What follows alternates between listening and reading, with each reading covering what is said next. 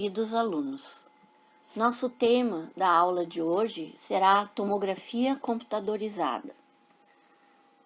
O nome já está dizendo, né? Aquela tomografia que é feita por um sistema de aparelho radiográfico associado ao computador. Vamos falar sobre um breve histórico a respeito destes equipamentos. Em 1963, Alan MacLeod Cormack era um físico que trabalhava determinando coeficientes de absorção dos feixes de raio-x em diferentes estruturas, principalmente em estruturas planas e em várias direções. Ele estudava isso com o objetivo de aplicar isto a várias áreas do conhecimento, mas ele percebeu que isso também poderia ser aplicado em radiologia, tanto a de uso médico quanto a de uso a nível para animais ou laboratoriais de zoologia e aí por diante. Seja em qualquer área do conhecimento, era possível aplicar aquela técnica que ele estava desenvolvendo. Em 1967, um outro pesquisador chamado Gottfried Newbold Hounsfield se associou ao grupo de pesquisadores que trabalhavam com esses equipamentos, né, de tomografia e foi trabalhar junto com o objetivo de desenvolver uma maneira de gravar e armazenar as imagens que eram bastante pesadas, né, para o desenvolvimento da tomografia. E ele, nesse momento, ele passou a trabalhar com esses equipamentos e desenvolveu uma maneira de capturar as imagens e gravá-las. Esse profissional, na época, trabalhava na EMI, que é aquela EMI que todo mundo conhece, que é que trabalhava com discos na época, né? Era uma empresa, era uma gravadora, e ele gravando essas imagens, ele fez com que houvesse um boom, um incremento enorme na utilização desses equipamentos. Então, ele é considerado o pai da tomografia, porque ele é que realmente conseguiu disponibilizar os equipamentos para uso em larga escala. Quando nós fazemos um exame radiográfico convencional, uma das coisas que mais ocorre é a superposição de imagens, porque nós não temos como individualizar apenas uma camada daquilo que está sendo avaliado. Nós colocamos todas as estruturas superpostas e, dessa maneira, a gente tem, como vocês estão vendo aqui nesse slide, como se eu tivesse uma prateleira de vidro, onde em cada prateleira eu tivesse uma letra. Se eu fizer um exame convencional destas camadas, eu vou ter uma superposição de letras, né? O que interfere bastante na análise de cada uma dessas faixas que a gente gostaria de avaliar separadamente. Então, no exame radiográfico convencional, eu não tenho como fazer essa individualização de imagens. Na tomografia, não. O nome já está dizendo. Tomo significa secção. E grafia, né? A escrita, o registro, certo? Então, eu tenho como registrar apenas uma secção daquelas que estavam todas lá, né? Umas sobre as outras e que antes eram superpostas. Agora, realizando a tomografia, eu posso escolher uma destas áreas e individualizar esta área de maneira a observá-la sem nenhuma superposição das outras. Esta é a grande vantagem da tomografia, é me permitir observar pequenas camadas, pequenas lâminas daquela estrutura que está sendo avaliada. Imaginem a seguinte situação. É como se eu pegasse uma maçã, por exemplo, e fatiasse essa maçã com várias fatias, onde o raio-x, então, percorrendo toda a estrutura de forma a ser feita, isso é feito em movimento, por isso a gente consegue fazer a retirada das superposições, né? E estas fatias, então, poderão ser avaliadas individualmente. Fazendo, então, uma comparação com essas figuras que vocês estão vendo aí, tanto da maçã quanto da pera, é como se eu simplesmente fatiasse a estrutura que eu estou examinando em pequenas fatias. O exame é feito de uma maneira que, ao ser analisado, eu posso escolher uma destas fatias para avaliar.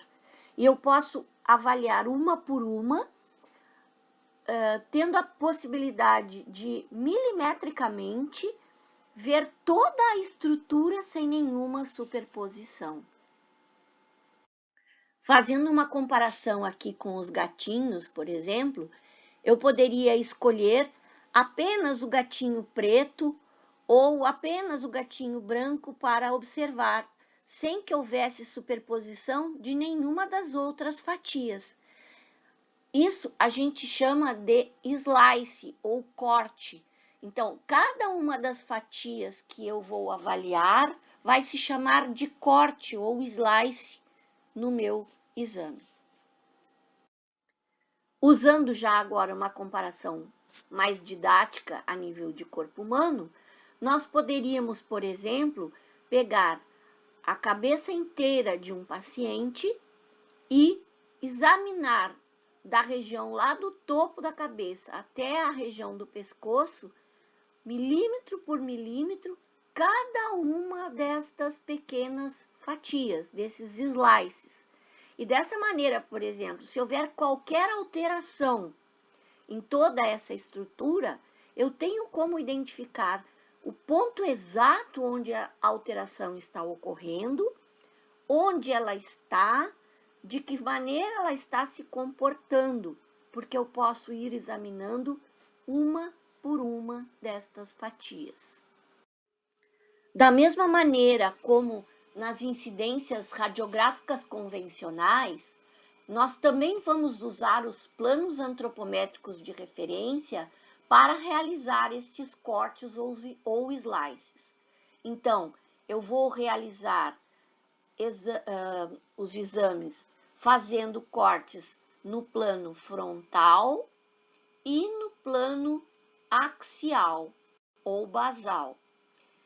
Nos tomógrafos médicos, estes dois cortes são feitos e o corte em relação ao plano sagital é reconstruído pelo próprio computador.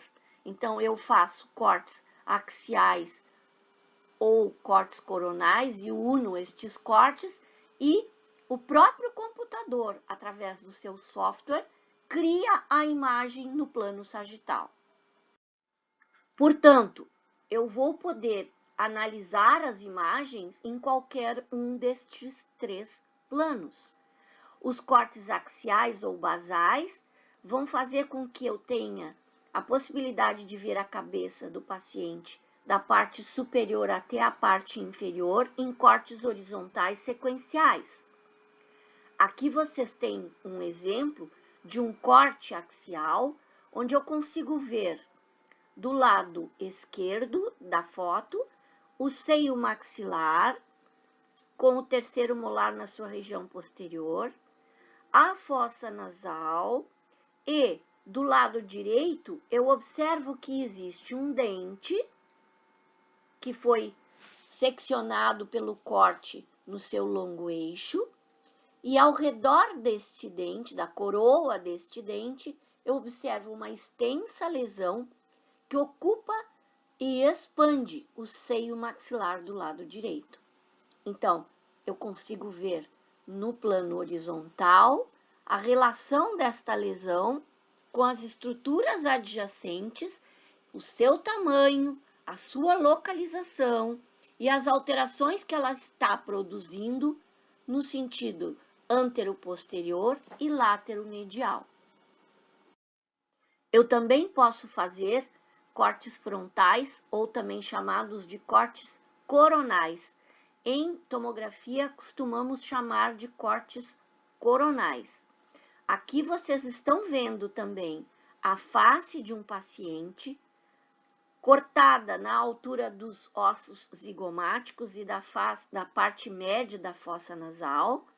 E ali vocês conseguem observar o crânio, as órbitas na sua região posterior, na parte mediana as células etimoidais, a fossa nasal, o seio maxilar do lado esquerdo com o seu aspecto normal e do lado direito também uma extensa lesão ocupando toda a extensão do seio maxilar. Vocês observem que esta lesão, além de expandir para vestibular a região da maxila, ela está chegando no assoalho da órbita, está invadindo a fossa nasal e está expandindo a região palatina, indicando que ela é uma extensa lesão que ocupa toda a cavidade do seio maxilar e invade as suas estruturas adjacentes.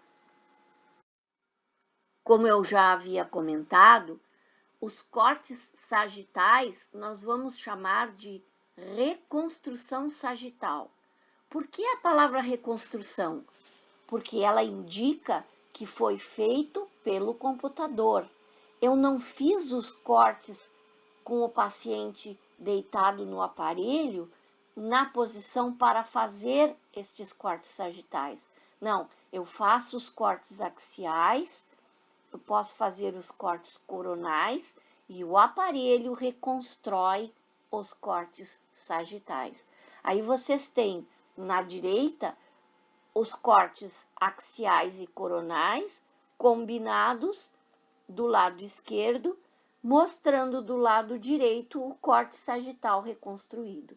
Então, do lado direito abaixo, vocês veem a posição de um terceiro molar que está localizado dentro do seio maxilar, ele foi empurrado ali para dentro, e a gente observa a localização desse dente no sentido sagital.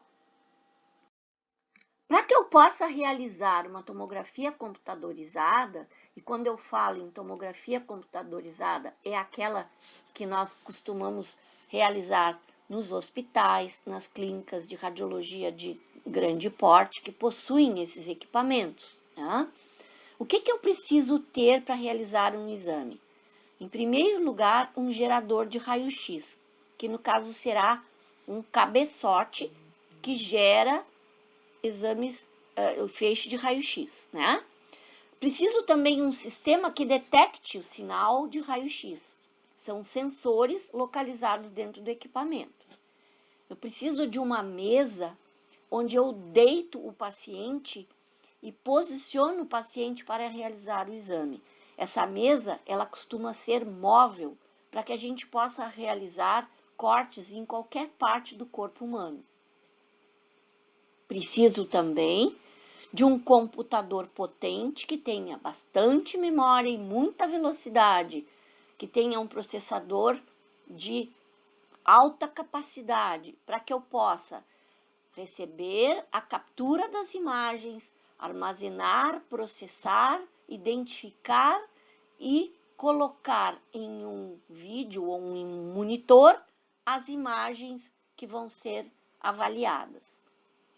Eu ainda preciso também de um sistema de gravação de imagens e um sistema que reproduza essas imagens, geralmente a nível de filmes, né? Para que o paciente possa levar o exame de forma física e não só em imagens computadorizadas.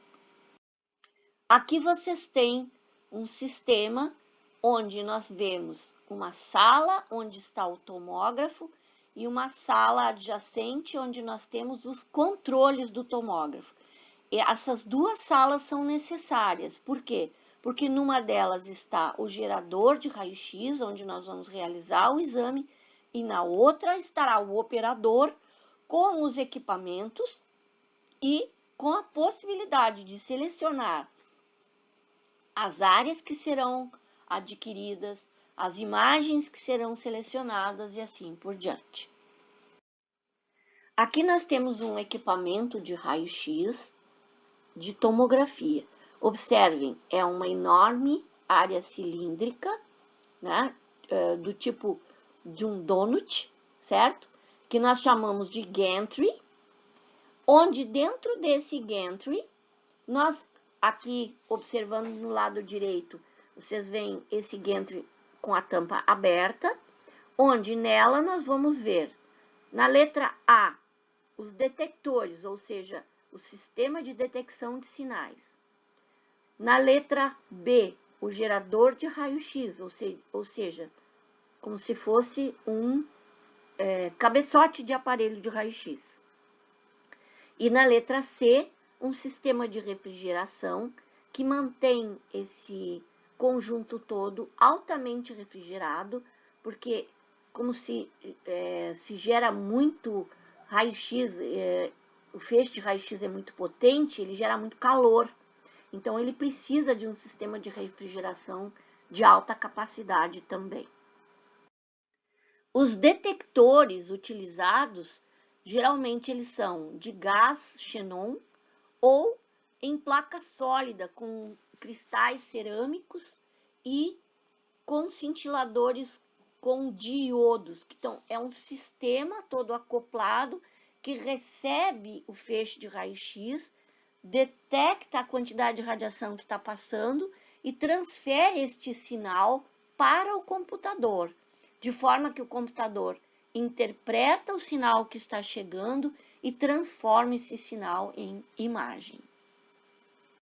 Aqui nós vemos alguns modelos de tomógrafos. Reparem, são todos muito semelhantes, né? As marcas são diferentes, mas todos eles possuem uma mesa móvel. O que é essa mesa móvel? É aquele local onde o paciente fica deitado e essa mesa ela se desloca para frente e para trás, permitindo que eu coloque a parte do corpo do paciente que está sendo examinada dentro daquele pequeno tubo, tá?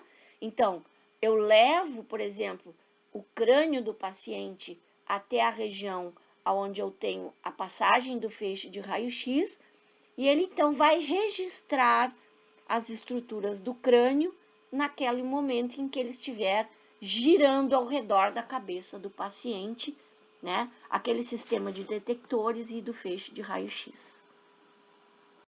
Aqui nós vemos uma foto onde eu consigo observar o paciente posicionado para realizar o exame, lá na outra sala, onde eu tenho o gerador de raio-x, ou gantry, e no lado de cá, na sala adjacente, eu tenho um operador que tem os controles da máquina, onde ali eu tenho um computador, um monitor, e nesse monitor eu vou encontrar as imagens, eu vou observar as imagens que estão sendo capturadas pelo sistema lá na outra sala.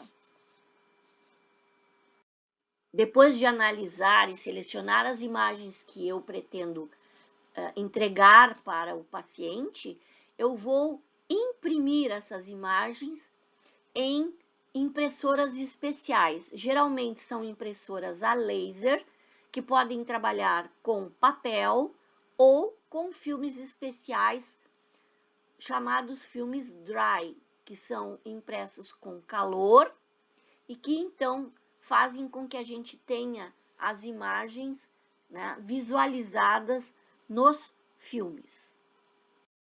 Aqui, por exemplo, as imagens estão disponíveis e o profissional que recebe o exame tem condições de selecionar entre os cortes realizados aqueles em que a alteração que gerou o motivo do exame está sendo observada. Então, aquelas folhas aonde os cortes estão disponibilizados são físicas, e ali eu seleciono o profissional que realiza o exame, ele define quais são as imagens que ele quer colocar nos filmes, que são as imagens que obviamente demonstram a alteração que está presente. Então, nesse momento, o exame ele pode ser observado por qualquer pessoa, né, por qualquer profissional, porque ele está registrado no filme. Quando a tomografia começou, os aparelhos de primeira e segunda geração, eles eram muito demorados, eles tinham poucos detectores e eles realizavam poucos movimentos. Então, o paciente recebia muita radiação e se levava um tempo bastante grande para realizar os exames. Nessa época, os aparelhos exigiam que a mesa andasse, se fazia um corte, a mesa andava, se fazia outro corte, a mesa andava, fazia mais um corte, e por isso se levava muito tempo para realizar cada um desses cortes e o exame ficar completo, sem contar com a quantidade de radiação bastante exagerada que o paciente recebia. Quando chegaram os aparelhos de terceira geração, houve uma melhoria em relação ao número de detectores. Houve um aumento no número de detectores, e isso fez com que o paciente recebesse menos dose de radiação e o tempo levado para fazer o exame ficasse bem menor. Nestes aparelhos, o giro do equipamento ficou mais rápido e como existia um número maior de detectores, era possível examinar uma área maior com maior rapidez. Na quarta geração da tomografia computadorizada, a modificação ocorreu de forma que os detectores foram colocados em coroa, ou seja, ao redor de todo o circuito do gantry. Dessa maneira, o aparelho de raio-x se movimentava, mas os detectores não. E, em compensação, houve um número muito maior de detectores, o que melhorou mais ainda o tempo e diminuiu mais ainda a dose de radiação ao paciente. Na quinta geração, a tomografia passou, em vez de ser sequencial, a ser helicoidal. O que significa isso? É que em vez da mesa andar, parar, se fazer um corte, de novo a mesa andar, parar e se fazer outro corte, a mesa passou a fazer um movimento contínuo. E dessa maneira, em vez de ter cortes separados, a imagem passou a ser observada de forma como se fosse uma espiral. Por isso ela é chamada de helicoidal, né? Como se ela tivesse uma mola ao redor do paciente ali, ou seja, ela é tomada de forma contínua.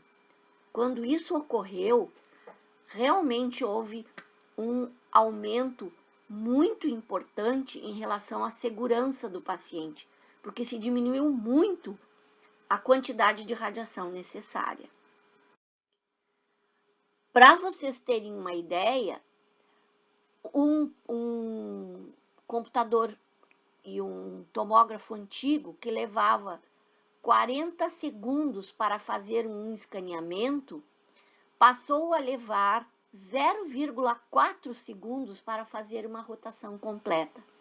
Dessa maneira, a velocidade aumentou exponencialmente. Quando chegou a sexta geração da tomografia, a própria tomografia helicoidal foi melhorada. De que forma? Criou-se a tomografia helicoidal multi-slice. O que significa isso? Em vez de apenas uma coroa de detectores, que girava sempre num sentido só e me dava aquela imagem em forma helicoidal, agora teriam várias coroas detectando ao mesmo tempo a mesma região. Ali na imagem inferior, a gente pode ver como se cada cor daquelas que nós estamos vendo ali fosse uma coroa de detectores. Então, a amarela, a verde, a vermelha, a preta, né? E à medida que essas coroas de detectores juntas adquiriram a imagem, eu ganhei em velocidade e também em diminuição de radiação para o paciente. Aqui, por exemplo, nós temos um destes equipamentos que tem essa capacidade de detectar ao mesmo tempo em 4, 6, 12, 16, 24. Hoje em dia nós já temos equipamentos que têm 128 coroas ao mesmo tempo, capturando a imagem. Então, isso faz com que cada vez a nossa velocidade fique maior do escaneamento e a quantidade de radiação proporcionalmente cada vez fica menor. Então, para vocês terem uma ideia, há uns anos atrás a gente levava em torno de 20 minutos para fazer um crânio inteiro.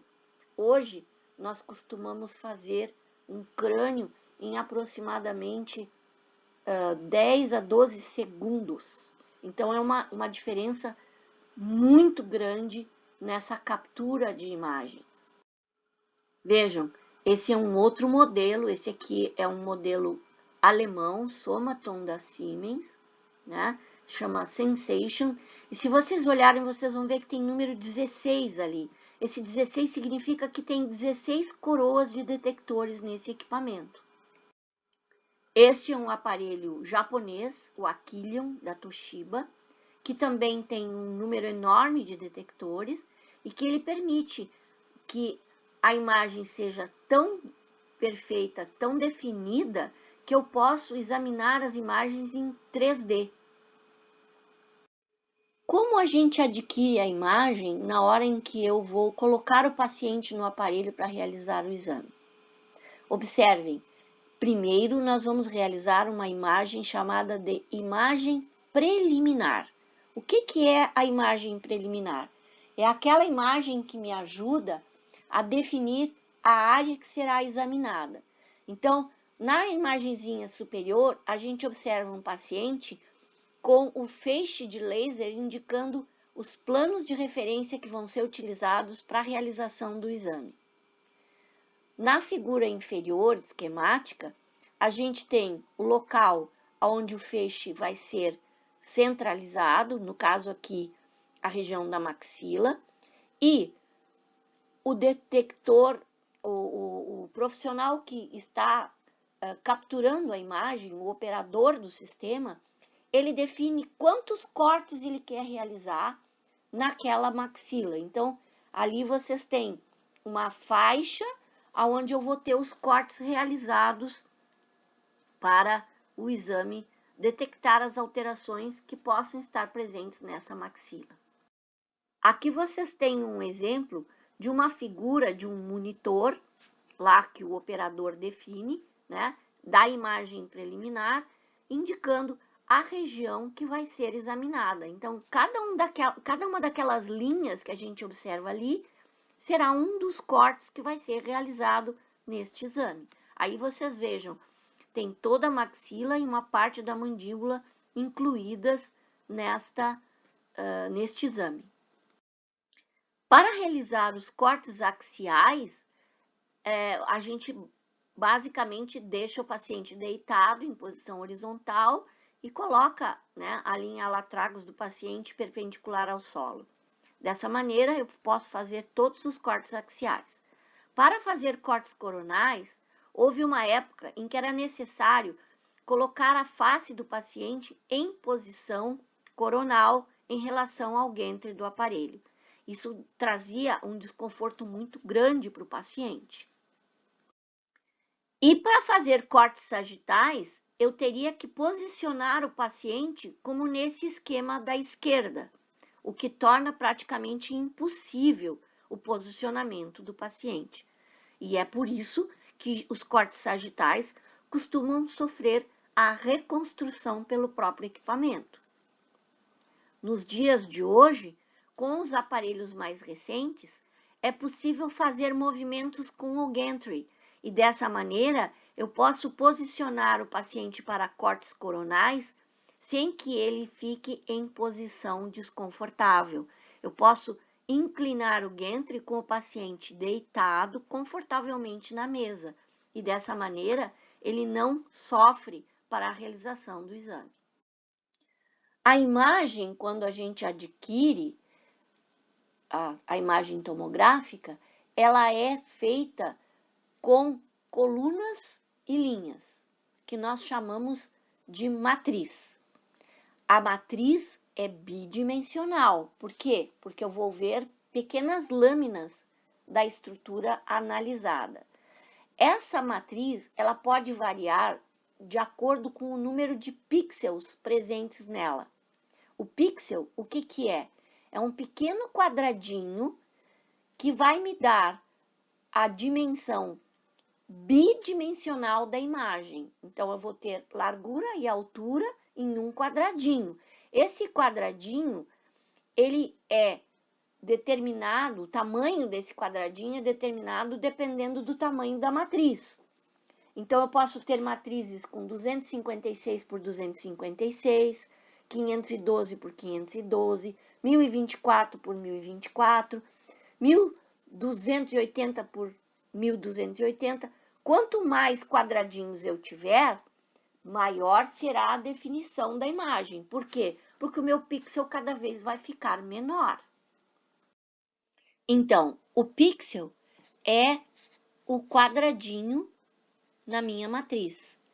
Em um quadradinho de matriz de 512 por 512, o pixel tem o tamanho de 0,2 por 0,2 milímetros. Vejam, ele já é muito pequeno. Então, quanto menor for o pixel, maior será a definição da minha imagem. Comparando de maneira bastante grosseira, a gente pode fazer a comparação entre essas três imagens. É como se, por exemplo, com 256 eu tivesse aquela imagem completamente pixelizada. Em 512 ainda os pixels são muito grandes. Agora, na 1024, a minha imagem tem um pixel tão pequeno que a minha imagem vai ficar bem mais definida do que aquelas outras com o pixel maior. Agora, lembram que eu falei que eu tinha uma fatia, né? Quando eu falo em fatia, eu falo em espessura. O meu pixel associado à espessura tridimensional daquela área que foi avaliada vai ser chamado de voxel. Por quê? Ele vai representar o volume adquirido. Então, se eu fizer uma fatia que pode ter uma espessura de 1 até 10 milímetros, eu vou ter a sobreposição dessa espessura com aquelas duas imagens do pixel, né, a largura e a altura, e com isso eu vou ter densidades diferentes. Olhando na imagem inferior, a gente pode observar, quanto menor a espessura, né, quanto menor o tamanho do voxel, eu vou ter diferentes projeções em relação à densidade. Então, no caso aqui, um voxel de 1 milímetro vai ter uma densidade menor do que um voxel de 10. Quando nós falamos em tomografia, a gente determina a espessura do corte como eixo Z. Então, eu posso ter cortes de 1 milímetro, de 2, de 5, de 10, vai depender da área que eu estou examinando. Então, por exemplo, se eu estou examinando uma região com muitos detalhes, como é a região do crânio, da face, eu costumo realizar exames com 1 milímetro entre uma faixa e a outra. Já se eu estiver realizando, por exemplo, exames de abdômen, de membros inferiores, eu posso aumentar a espessura desse corte para 10 milímetros. Então, vai depender também da necessidade do exame. Quando nós falamos em densidades da imagem tomográfica, existe uma escala chamada de escala de Hounsfield, porque foi Hounsfield quem criou essa escala, e ele determinou, projetando estruturas de tecidos humanos, a densidade dessas estruturas, desses tecidos diferentes, a partir da densidade da água.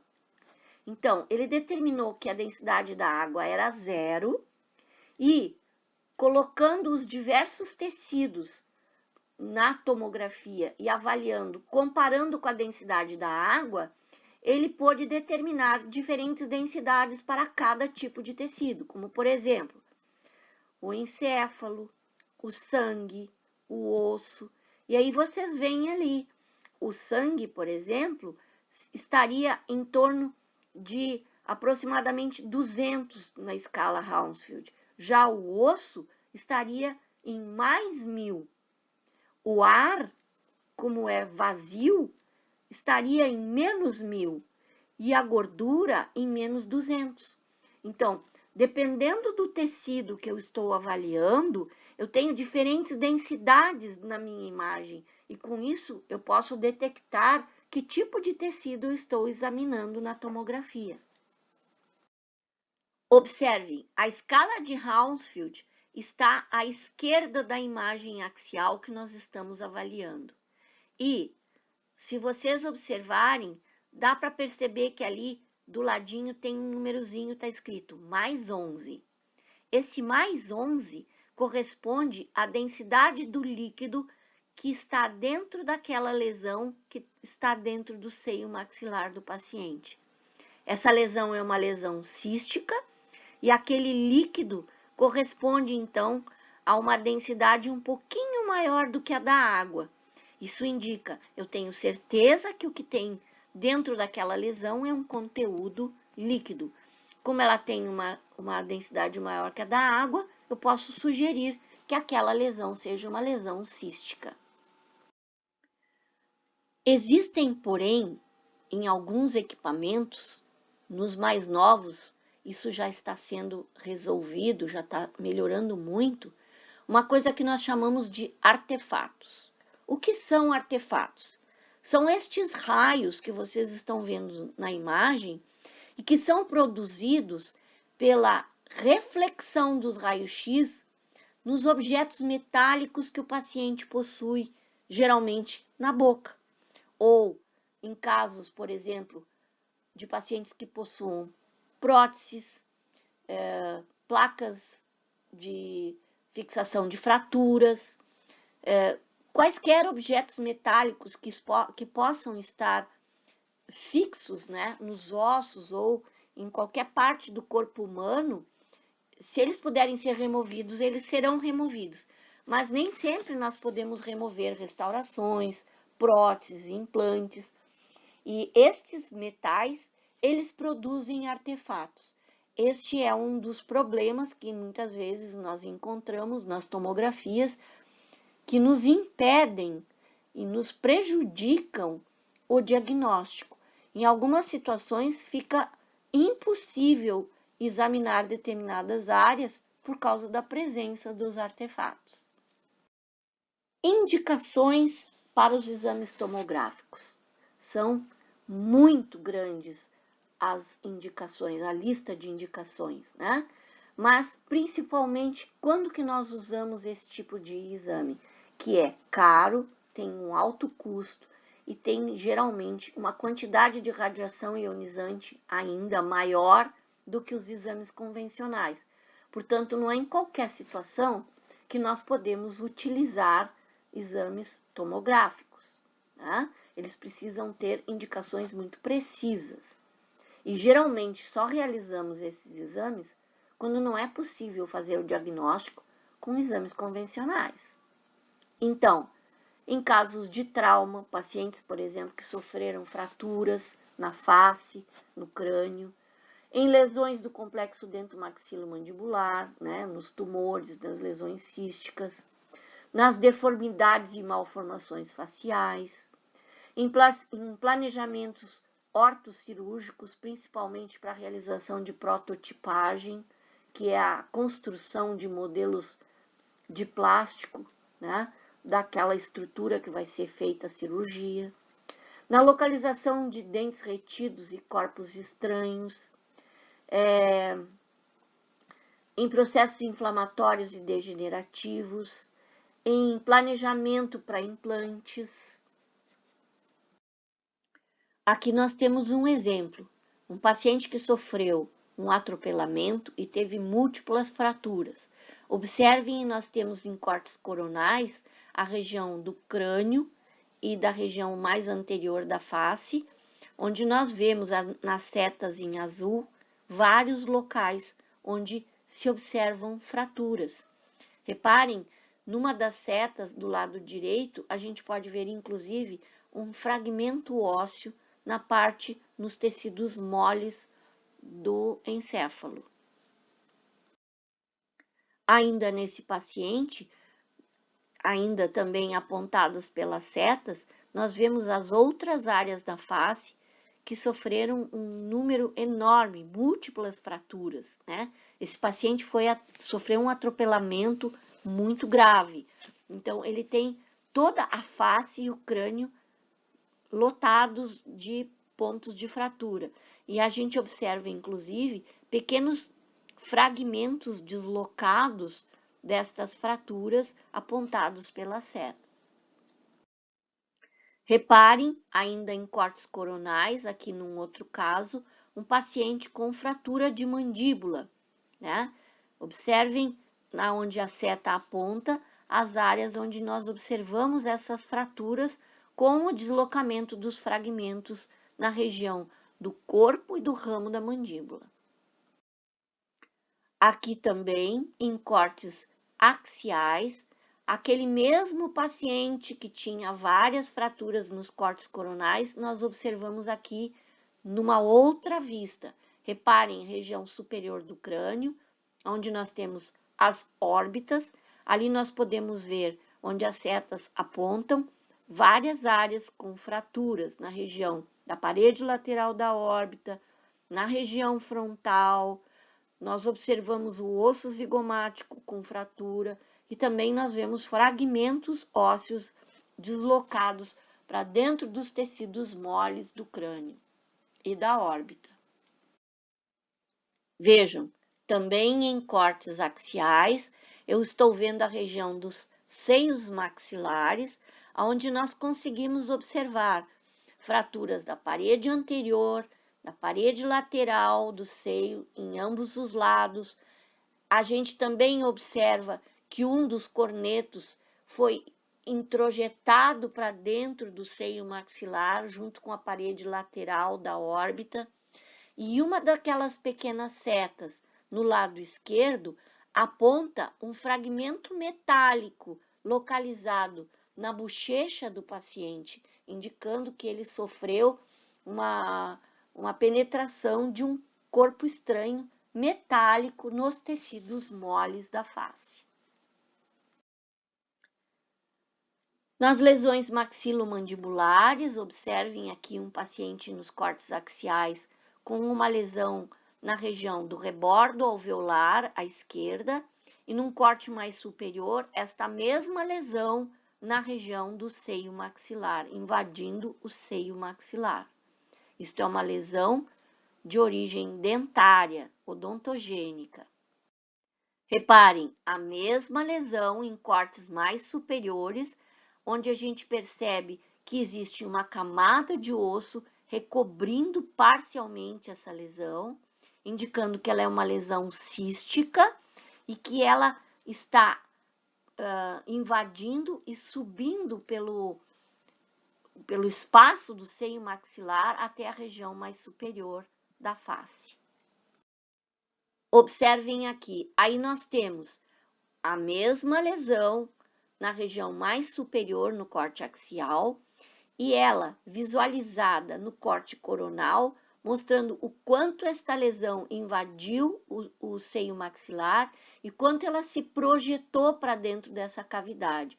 É a mesma lesão no mesmo paciente, um em corte axial e o outro em corte coronal. Observem esse caso.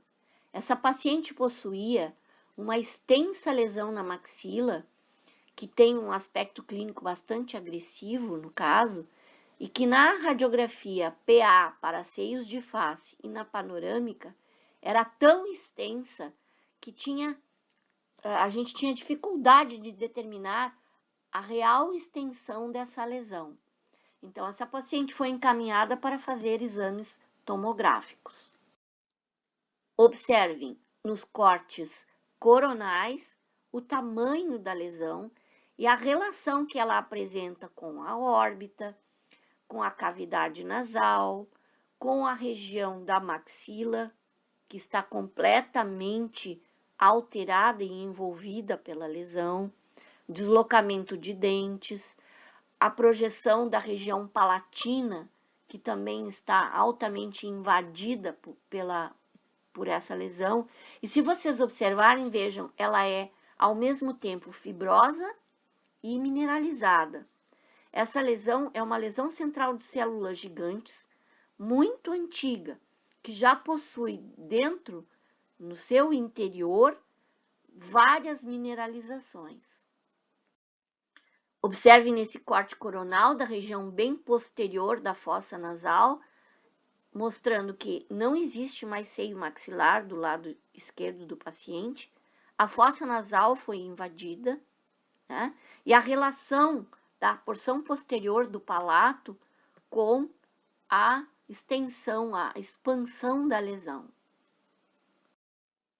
Aqui nós temos os cortes axiais da mesma região, indicando as áreas de invasão da fossa nasal, o quanto a face dessa paciente está assimétrica e expandida, e observem que o terceiro molar dessa paciente está quase em contato com a parte superior do processo coronoide da maxila, que está quase tocando nesse dente devido à expansão que essa lesão produziu na parede posterior do seio maxilar.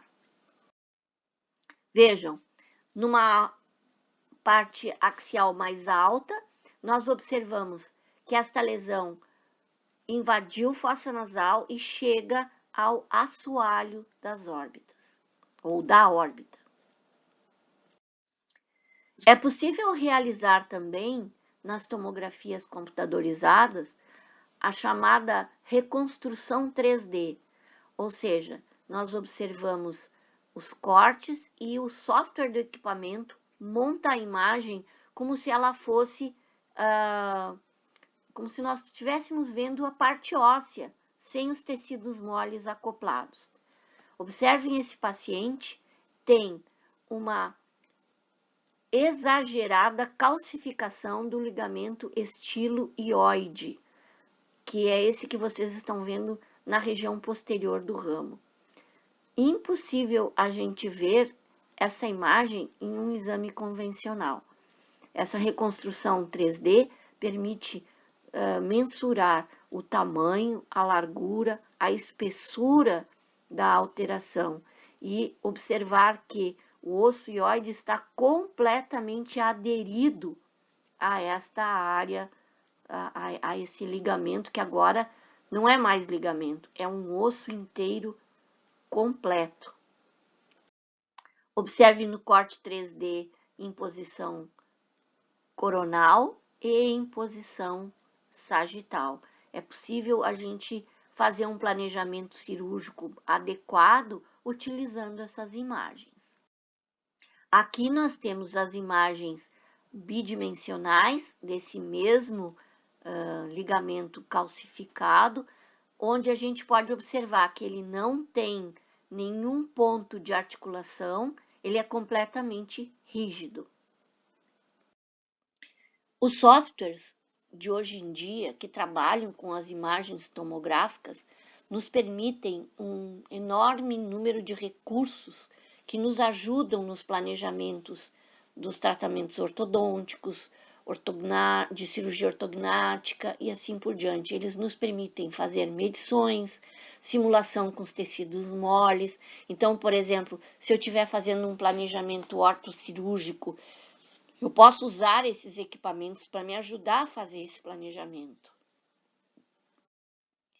À medida que os aparelhos vão ficando cada vez mais sofisticados e com tecnologias mais avançadas, nós conseguimos, inclusive, colocar cor nas imagens, observar essas imagens em 3 dimensões e muitas vezes detectar coisas que seriam impossíveis serem visualizadas em outros exames.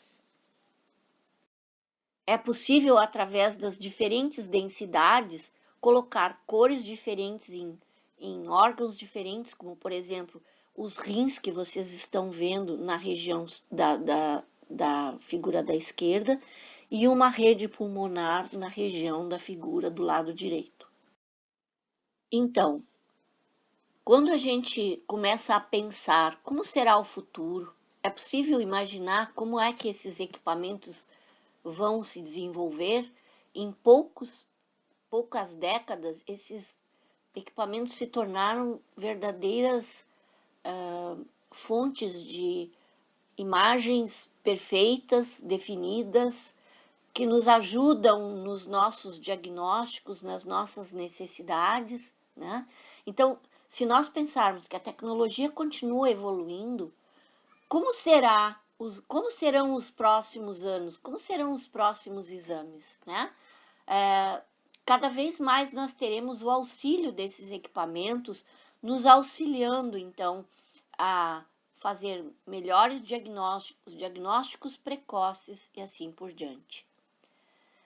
Muito bem, nossos alunos, o que nós tínhamos para mostrar para vocês hoje era isso, e nós esperamos que vocês tenham gostado bastante dessa nossa aula. Um abraço para todos e até a próxima.